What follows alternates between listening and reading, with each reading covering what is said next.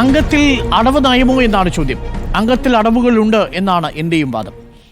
അതിൽ നമുക്ക് 4 പേരുടെയും വിശദമായി തന്നെ പരിശോധിക്കേണ്ടതുണ്ട്. ചുരുക്കി പറയാം, PV അൻവർ സ്വീകരിച്ചിരുന്ന ആദ്യത്തെ അടവ് തന്ത്രം യഥാർത്ഥത്തിൽ അവിടെ UDF-നും LDF-നും എതിരായിട്ടുള്ള വോട്ട് ബാങ്കിൽ നിന്ന് പരമാവധി വോട്ടുകൾ നടത്താൻ വേണ്ടിയായിരുന്നല്ലോ.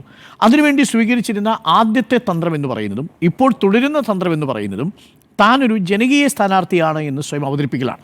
തൃണമൂൽ കോൺഗ്രസിൽ നിന്ന് ജനകീയ പ്രതിപക്ഷ പ്രതിരോധ മുന്നണി രൂപീകരിക്കുന്നതിലൂടെ പറയാൻ പോകുന്നത്, ഞാനൊരു ജനകീയനായ സ്ഥാനാർത്ഥിയാണ്, 2 മുന്നണികൾക്കും 3 മുന്നണികൾക്കും എതിരെ നിന്ന് പോരാടുന്ന ഒരു പരിവേഷം PV അൻവർ ആഗ്രഹിക്കുന്നുണ്ട്. യഥാർത്ഥത്തിൽ അതൊരു ഇരവാദമാണ്.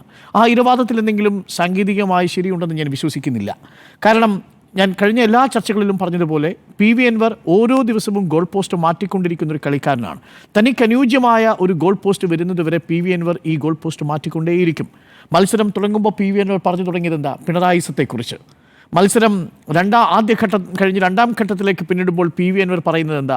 ആര്യാടൻ ഷൗക്കത്ത് പാലം വലിച്ചതിനെക്കുറിച്ച്, പാർട്ടിക്കുള്ളിലും UDF-ലുമുള്ള പ്രതിസന്ധികളെക്കുറിച്ച്, പ്രതിപക്ഷ നേതാവിൻ്റെ ഹിറ്റ്ലറിസത്തെക്കുറിച്ച്. അങ്ങനെ ഓരോ ദിവസവും ഗോൾ പോസ്റ്റ് മാറ്റിക്കൊണ്ടിരിക്കുന്ന ഒരു നേതാവാണ് PV അൻവർ. അതുകൊണ്ട് ആ ഇരവാദമാണ് മുന്നോട്ട് വയ്ക്കുന്നത്. ഇരവാദത്തോടൊപ്പം ഒരു സ്വത്വവാദം കൂടി മുന്നിൽ അവതരിപ്പിച്ചുകൊണ്ടാണ് PV അൻവറിൻ്റെ മുന്നോട്ടുള്ള പോക്കെന്ന് പ്രിയപ്പെട്ട പ്രേക്ഷകർക്കും അറിയാമല്ലോ. അത് ഞാൻ കഴിഞ്ഞ ചർച്ചയിൽ പറഞ്ഞതുപോലെ അത്യന്തം അപകടകരമായ രാഷ്ട്രീയമാണ് PV അൻവർ മുന്നോട്ട് വയ്ക്കുന്നത്. അത് ഏതെങ്കിലും തരത്തിൽ LDF-ന്റെ സ്ഥാനാർത്ഥിയായില്ല എന്ന അർത്ഥത്തിലേ അല്ല. അദ്ദേഹം UDF-ൽ തന്നെ ചേർന്ന് പിണറായി സത്തിനെതിരെ ഒരു നിലപാടെടുത്തിരുന്നുവെങ്കിൽ PV അൻവർ ഉയർത്തിയ ആരോപണങ്ങൾക്ക് ദൃഢതയുണ്ട് എന്ന് നമ്മൾ പറയുമായിരുന്നു.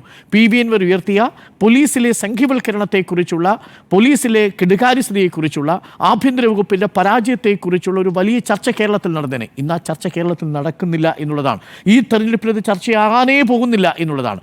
പകരം അദ്ദേഹം ശ്രമിക്കുന്നത് എന്താ? പരമാവധി വോട്ടുകളെ LDF ക്യാമ്പിൽ നിന്നും UDF ക്യാമ്പിൽ നിന്നും അടർത്തി മാറ്റണം. LDF ക്യാമ്പിൽ നിന്ന് ഞാൻ വിശ്വസിക്കുന്നില്ല ഒരു വോട്ട് പോലും PV അൻവറിന് അനുകൂലമായിട്ട് മാറിയില്ല. അതിൻ്റെ കാരണം PV അൻവർ പോയപ്പോൾ ഒരു ബ്രാഞ്ച് കമ്മിറ്റിയിൽ ഒരു അംഗം പോലും PV അൻവറിനൊപ്പം പോയിട്ടില്ല എന്നുള്ളതാണ്. ഒരാളെങ്കിലും പോകണ്ടേ? ഒരാൾ പോലും പോയില്ല എന്നതിൽ നിന്ന് മനസ്സിലാക്കുന്നതും അതാണ്. മാത്രമല്ല, ഇന്ന് അവിടുത്തെ നാമനിർദ്ദേശ പത്രിക സമർപ്പണത്തിന് വരുമ്പോൾ നമ്മൾ കണ്ടത് വളരെ ശുഷ്കമായ ഒരു റാലി തന്നെയാണ്. അത് LDF-നും UDF-നോടും നമുക്ക് താരതമ്യം ചെയ്യാൻ പോലും കഴിയില്ല. ഇനി രണ്ടാമത്തെ ഒരു പ്രധാനപ്പെട്ട അടവാണ് UDF-നുള്ളിലുള്ള ഒരു ഐക്യത്തെ ദുർബലപ്പെടുത്തി വോട്ട് നേടാൻ കഴിയുമോ? പ്രത്യേകിച്ച് അതിലുള്ള I ഗ്രൂപ്പിൽ ഒരു വിഭാഗം 2016 ആര്യാടൻ ഷൗക്കത്തിനെതിരെ തനിക്കനുകൂലമായി വോട്ട് രേഖപ്പെടുത്തിയ കോൺഗ്രസിലെ ഒരു വിഭാഗമുണ്ട്. പഴയ I ഗ്രൂപ്പ് നേതാക്കളാണ്. കരീം എന്നൊക്കെ പറഞ്ഞിട്ടുള്ള 2 നേതാക്കൾ, VA കരീമും NA കരീമും. ഇവരടക്കമുള്ളവരുടെ വലിയ ഒരു സ്വാധീനം 2016 PV അൻവറിന് അനുകൂലമായിട്ടുണ്ടായിരുന്നു. VV പ്രകാശിൻ്റെ വീട്ടിലേക്കാണ് ആദ്യം വോട്ട് ചോദിക്കാൻ പോകുന്നത്. ആ നീക്കം തന്നെ പാളി. സ്ട്രാറ്റജിക്കലി ഇതൊരു മികച്ച തന്ത്രമായിരുന്നു. VV പ്രകാശിൻ്റെ വീട്ടിലേക്ക് പോവുക, വോട്ട് ചോദിക്കുക. അവിടെ UDF സ്ഥാനാർത്ഥി ആര്യാടൻ ഷൗക്കത്ത് കടന്നു ചെന്നിട്ടില്ല. അതിന് മുമ്പ് തന്നെ PV അൻവർ എത്തുന്നു. അത് കൊടുക്കുന്ന സന്ദേശം ചെറുതാണോ? പക്ഷേ തൊട്ടടുത്ത നിമിഷത്തിൽ VV പ്രകാശിൻ്റെ ഭാര്യ വന്ന മാധ്യമങ്ങളുടെ മുന്നിലൂടെ അത് പൊളിച്ചു കളഞ്ഞു. എന്താ പറയുന്നത്? വളരെ കൃത്യമായ ക്ലാരിറ്റി വന്നു. ഇനി VV പ്രകാശിൻ്റെ പേരിലുള്ള അടവുമായി ഇറങ്ങേണ്ടതില്ല എന്നാണ് PV അൻവറിന് കൊടുത്ത സന്ദേശം. അപ്പോൾ ആദ്യത്തെ ഘട്ടത്തിൽ LDF-ൽ നിന്ന് ആരെങ്കിലും പിടിക്കാൻ കഴിയുമോ എന്ന ചോദ്യത്തിന് പിണറായി വിജയനിലേക്ക് ആ വാദം എത്തി നിൽക്കുമ്പോൾ, ഇടതുപക്ഷത്തിന് മാർക്സിസത്തിനെതിരെ, കമ്മ്യൂണിസ്റ്റ് പാർട്ടിക്കെതിരെ നിലപാട് രേഖപ്പെടുത്തുമ്പോൾ പാർട്ടിയിൽ നിന്നൊരാളും PV അൻവറിനോടൊപ്പം നിൽക്കുന്നില്ലെന്ന് മാത്രമല്ല, ആദ്യഘട്ടത്തിൽ സംശയിച്ചു നിന്നവർ പോലും PV അൻവറിൽ നിന്ന് അകലം പാലിക്കുന്നു. അപ്പോൾ PV അൻവറിൻ്റെ ഇതുവരെ സ്വീകരിച്ചിരിക്കുന്ന എല്ലാ അടവുകളും മണ്ഡലത്തിൽ ദുർബലമാവുന്ന കാഴ്ചയാണ് നമ്മൾ കണ്ടത്. ഇപ്പോൾ ഒരു ഇരവാദമാണുള്ളത്. ആ ഇരവാദത്തിൻ്റെ ഭാഗമായി PV അൻവർ സ്വരൂപിക്കാൻ പോകുന്ന വോട്ടുകൾ എന്ന് പറയുന്നത് ആര്യാടനിസം ഏതെങ്കിലും തരത്തിൽ ലീഗ് വിരുദ്ധത ഉണ്ടാക്കിയിട്ടുണ്ടെങ്കിൽ ആ ലീഗ് വിരുദ്ധരായിട്ടുള്ള ഒരു വിഭാഗം ആളുകൾ, ആര്യാടനിസം ഉണ്ടാക്കി, ആര്യാടൻ വിരുദ്ധതയുണ്ടല്ലോ, ആര്യാടൻ ഉണ്ടാക്കി ഒരു ലീഗ് വിരുദ്ധതയുടെ ഭാഗമായി മുറിവേറ്റ ലീഗിലെ അണികളിൽ ഒരു വിഭാഗത്തിൻ്റെ വോട്ട് PV അൻവർ പിടിക്കാൻ ആഗ്രഹിക്കുന്നു. അതായത് ആര്യാടൻ വിരുദ്ധരായിട്ടുള്ള ലീഗിൻ്റെ ഒരു വിഭാഗത്തിൻ്റെ വോട്ട് പിടിക്കാൻ ശ്രമിക്കുന്നു. 2, അതേസമയം തന്നെ മാർത്തോമാ സഭയടക്കമുള്ള ക്രിസ്ത്യൻ വിഭാഗത്തിലെ മലയോര കർഷകരുടെ പേരിൽ അദ്ദേഹം ഒരു വോട്ട് പിടിക്കാൻ ശ്രമം നടത്തുന്നു.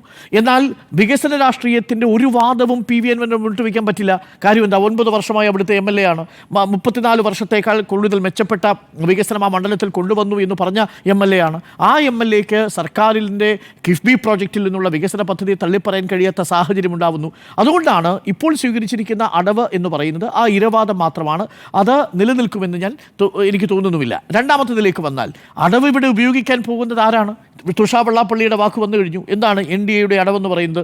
വെള്ളാപ്പള്ളി നടേശൻ്റെ ആ വർഗീയ പ്രചരണം ഈ തെരഞ്ഞെടുപ്പിൽ ചർച്ച ചെയ്യപ്പെടുമെന്ന് പറയുന്നത് BDJS നേതാവാണ്. വർഗീയ പ്രചരണമാണോ NDA മുന്നോട്ട് വയ്ക്കാൻ പോകുന്ന ഈ തെരഞ്ഞെടുപ്പിലെ അടവെങ്കിൽ ഉണ്ടെങ്കിൽ അത് തീർച്ചയായിട്ടും വലിയ തരത്തിലുള്ള ഒരു ഏകീകരണം ആ മണ്ഡലത്തിൽ ഉണ്ടാക്കും. അത് ക്രിസ്ത്യൻ വോട്ടുകളും ഈഴവ വോട്ടുകളും ലക്ഷ്യമിട്ടുകൊണ്ടുള്ള BJPയുടെ നീക്കമാണ്. അതാണല്ലോ വെള്ളാപ്പള്ളി നടേശൻ പറഞ്ഞത്, മലപ്പുറം ഒരു സ്വരാജ്യമാണെന്നും അവിടെ മറ്റുള്ള ആളുകളുടെ ചില രാജ്യമാണെന്നും അവിടെ വരുമ്പോൾ ശ്വാസം മുട്ടുന്നു എന്നുള്ള പച്ചക്കള്ളം വർഗീയ പ്രചരണം നടത്തിയ ആളാണ് വെള്ളാപ്പള്ളി നടേശൻ. ആ പ്രചരണത്തിൻ്റെ തുടർച്ചയായി അത് ചർച്ച ചെയ്യപ്പെടുമെന്ന് പറയുന്നതിലൂടെ വർഗീയ പ്രചരണത്തിലൂടെ ലക്ഷ്യമിടുന്നു. അതുകൊണ്ടാണല്ലോ ഒരു സ്ഥാനാർത്ഥിയെ തീരുമാനിക്കുമ്പോൾ പാർട്ടിയുടെ അംഗം പോലുമല്ലാത്തൊരു സ്ഥാനാർത്ഥിയെ തീരുമാനിച്ചു. ആദ്യം സ്ഥാനാർത്ഥി പ്രഖ്യാപനം കഴിഞ്ഞതിന് ശേഷം അംഗത്വ വിതരണം എന്ന വിചിത്രമായ ഒരു സാഹചര്യമാണ് മോഹൻ ജോർജിൻ്റെ കാര്യത്തിൽ നമ്മൾ കണ്ടത്. മാർത്തോമാ സഭക്കാരനായ മോഹൻ ജോർജിനെ നമ്മളാരും കേട്ടിട്ടില്ല. നമ്മളുടെ നിലമ്പൂരിലെ ബ്യൂറോ പ്രതിനിധി അടക്കം മോഹൻ ജോർജിനെ അധികമൊന്നും കേട്ടിട്ടില്ല. കാര്യം അദ്ദേഹം ആ രീതിയിൽ വളരെ സജീവമല്ലാത്ത ഒരാളായിരുന്നു. തോമസ് മാസ്റ്ററുടെ അടുത്ത സുഹൃത്താണെന്ന് മനസ്സിലാക്കുന്നത്.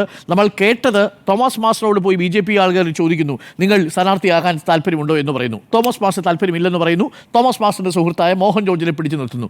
അതിനും അപ്പുറത്തേക്കുള്ള വലിയ രാഷ്ട്രമൊന്നും പഴി കേൾക്കാതിരിക്കാനുള്ള ഒരു അടവ് മാത്രമാണ് BJP ഇപ്പോൾ സ്വീകരിച്ചിരിക്കുന്ന ഈ സ്ഥാനാർത്ഥി പ്രഖ്യാപനം. അത് BJP സ്ഥാനാർത്ഥി നിർത്തുന്നില്ലെങ്കിൽ കോലീബി പോലെ CJP പോലെയുള്ള ആരോപണം BJPക്ക് നേരിടേണ്ടി വരും എന്നുള്ളത് കൊണ്ടാണ്. അതുകൊണ്ടാണ് മനസ്സില്ലാ മനസ്സോടെ മടിച്ച് ഒരു സ്ഥാനാർത്ഥിയെ ആ മണ്ഡലത്തിൽ നിർത്തിയിരിക്കുന്നത്. ഇനി മൂന്നാമത് UDFിൻ്റെയും LDFിൻ്റെയും പ്രചരണത്തിൻ്റെ അടവിലേക്ക് വന്നു കഴിഞ്ഞാൽ ഇന്ന് KC വേണുഗോപാലിൻ്റെ വാക്കുകൾ കേൾക്കുകയാണെങ്കിൽ മണ്ഡലത്തിൽ വികസന രാഷ്ട്രീയമല്ല ചർച്ച ചെയ്യാൻ പോകുന്നത്, മലപ്പുറം വിഷയത്തെ മുൻനിർത്തിയുള്ളൊരു പ്രചരണത്തിന് തുടക്കമിടുന്നു എന്നൊരു സൂചന കൂടി KC വേണുഗോപാൽ നൽകുന്നുണ്ട്. അത് വീണ്ടും ഞാൻ പറയുന്നു, അപകടകരമായ ഒരു രാഷ്ട്രീയ സൂചനയാണ്. കാര്യം മലപ്പുറവുമായി ബന്ധപ്പെട്ടുകൊണ്ട് മുഖ്യമന്ത്രിയാണ് ചതിച്ചത് എന്നാണ് KC വേണുഗോപാൽ പറയുന്നത്. അങ്ങനെയാണോ യഥാർത്ഥത്തിൽ സംഭവിച്ചത്? ദ ഹിന്ദുവിന് കൊടുത്ത അഭിമുഖത്തിലൊടുവിൽ ദ ഹിന്ദു തന്നെ മാപ്പ് പറയുന്ന സാഹചര്യം ഉണ്ടായില്ലേ? താൻ അഭിമുഖത്തിൽ പറയാത്ത കാര്യങ്ങൾ മറ്റൊരു ഏജൻസി കൊടുത്തതാണെന്നും ആ ഏജൻസി കൊടുത്തത് ഞങ്ങളുടെ എഡിറ്റോറിയൽ പിഴവാണ് എന്നുള്ളതും അത് ചേർത്തത് എഡിറ്റോറിയൽ പിഴവാണെന്നുള്ളതും ഹിന്ദു പത്രം തന്നെ സാക്ഷ്യപ്പെടുത്തിയിട്ടുണ്ട്. അപ്പോൾ അതുകൊണ്ട് ആ വിഷയത്തിൽ ആ വാദം നിലനിൽക്കില്ല. മറ്റൊരു വാദം ഇപ്പോൾ മുന്നോട്ട് വയ്ക്കുന്നുണ്ട്, വെള്ളാപ്പള്ളി നടേശനെതിരെ മറുപടി കൊടുക്കാൻ നിങ്ങൾക്ക് സാധിച്ചിട്ടുണ്ടോ എന്നുള്ളതാണ് ചോദ്യം. മലപ്പുറത്തെ ഒറ്റുകാരാക്കി മാറ്റിയില്ലേ? ഏറ്റവും കൂടുതൽ FIRകൾ നിങ്ങൾ രജിസ്റ്റർ ചെയ്തിട്ടില്ലേ? അങ്ങനൊരു വാദമേ നിലനിൽക്കുന്നതല്ല. മലപ്പുറത്തല്ല ഏറ്റവും കൂടുതൽ കേസുകൾ രജിസ്റ്റർ ചെയ്യപ്പെടുന്നത് എന്നുള്ള കണക്കുകൾ നിയമസഭയിൽ തന്നെ പിന്നീട് LDF ആവർത്തിച്ചതുമാണ്. അപ്പോൾ മലപ്പുറത്തെ മുൻനിർത്തിക്കൊണ്ടുള്ള വികസന രാഷ്ട്രീയത്തിനപ്പുറമുള്ളൊരു സമുദായ രാഷ്ട്രീയത്തിൻ്റെ ഒരു വർഗീയ രാഷ്ട്രീയത്തിൻ്റെ പ്രചരണത്തിൻ്റെ അടവിലേക്ക് ഏതെങ്കിലും മുന്നണി പോയാൽ അത് ഫലപ്രദമാകുമെന്ന് എനിക്ക് തോന്നുന്നില്ല. കാരണം വസ്തുതാപരമായി അത് ഖണ്ഡിക്കാൻ LDFിന് വളരെ വേഗം സാധിക്കും. വാര്യൻകുന്നിനെ കുറിച്ച് സ്വരാജ് നടത്തിയ പ്രസംഗങ്ങൾ നിയമസഭയുടെ രേഖയിലില്ലേ? ഏറ്റവും മികച്ച രീതിയിൽ വാര്യൻകുന്നിനെ ഒരു സ്വാതന്ത്ര്യ സമര സേനാനിയായി ചിത്രീകരിക്കുമ്പോൾ മറുഭാഗത്ത് വർഗീയവാദിയായി ചിത്രീകരിക്കാനുള്ള ശ്രമത്തെ എതിർത്തതും യഥാർത്ഥത്തിൽ ഇടതുപക്ഷത്തിലെ നേതാക്കൾ കൂടിയല്ലേ?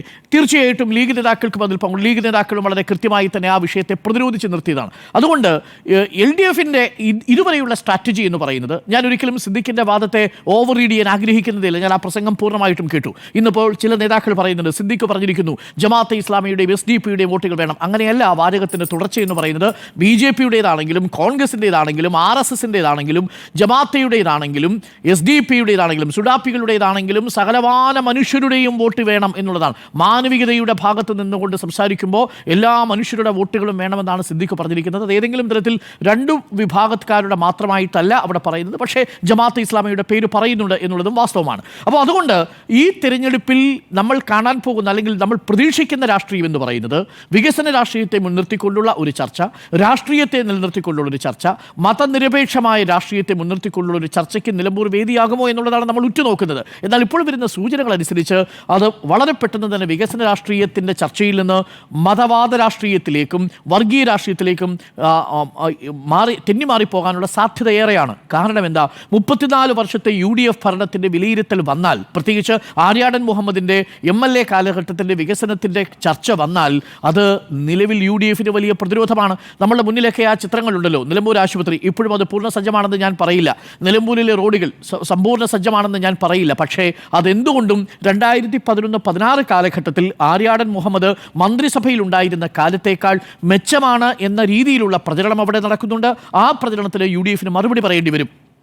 സ്കൂളുകളാണെങ്കിലും കോളേജുകളാണെങ്കിലും, കോളേജ് പ്രവർത്തിക്കുന്നത് ഒരു വാടക കെട്ടിടത്തിലാണ് എന്നുള്ളതാണ് UDFിൻ്റെ പ്രചരണം. പക്ഷേ ഓർമ്മിക്കണം, 11-16 കാലഘട്ടത്തിൽ ആ മണ്ഡലത്തിലെ ഏറ്റവും പ്രബലനായ മനുഷ്യനാണ് മന്ത്രിസഭയിൽ ഉണ്ടായിരുന്നത്. ആ കാലഘട്ടത്തിൽ സാധിക്കാത്തത് എന്തുകൊണ്ട് എന്ന ചോദ്യത്തിന് UDFിനും മറുപടി പറയേണ്ടി വരും എന്നുള്ളതാണ്. അതുകൊണ്ട് രാഷ്ട്രീയം ചർച്ചയാകണം മണ്ഡലത്തിൽ എന്ന് തന്നെയാണ് നമ്മൾ മനസ്സിലാക്കുന്നത്. അതേതെങ്കിലും തരത്തിൽ ഒരു സമുദായ രാഷ്ട്രീയത്തിൻ്റെ ചർച്ചയിലേക്ക് പോകാൻ പാടില്ല. കാരണം ഇടതുപക്ഷത്തെ സംബന്ധിച്ച് ഇതൊരു വലിയ ഒരു ധൈര്യത്തോടു കൂടിയുള്ളൊരു നീക്കമാണ്. ഞാൻ മനസ്സിലാക്കുന്നത് ഒരു ബോൾഡായിട്ടുള്ള ധീരമായിട്ടെടുത്തൊരു നിലപാടാണ് പാർട്ടി ചിഹ്നത്തിലൊരു സ്ഥാനാർത്ഥിയെ മത്സരിപ്പിക്കുക. കാരണം പാർട്ടി ചിഹ്നത്തിൽ 2 തവണ മാത്രമാണ് ആ മണ്ഡലത്തിൽ സ്ഥാനാർത്ഥി വിജയിച്ചിട്ടുള്ളത് നമുക്കറിയാം. പക്ഷേ ആ സാഹചര്യത്തിന് ഒരു പ്രത്യേകത ഉണ്ടായിരുന്നു സ്മൃതി.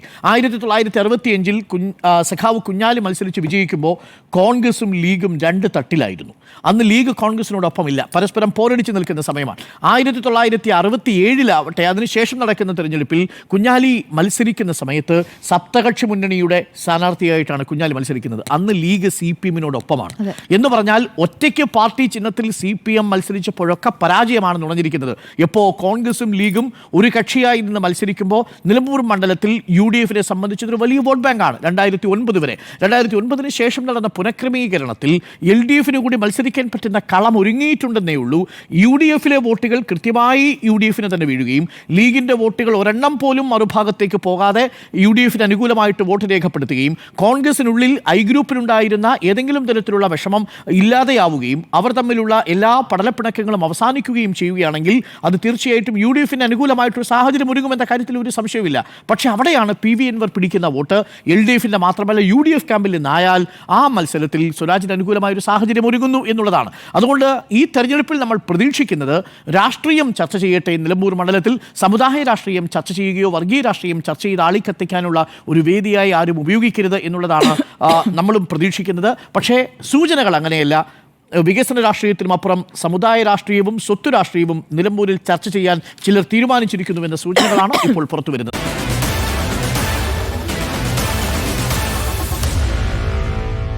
Meet the editors.